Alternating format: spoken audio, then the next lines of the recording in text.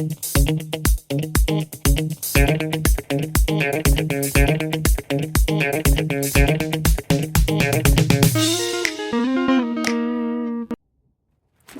hi.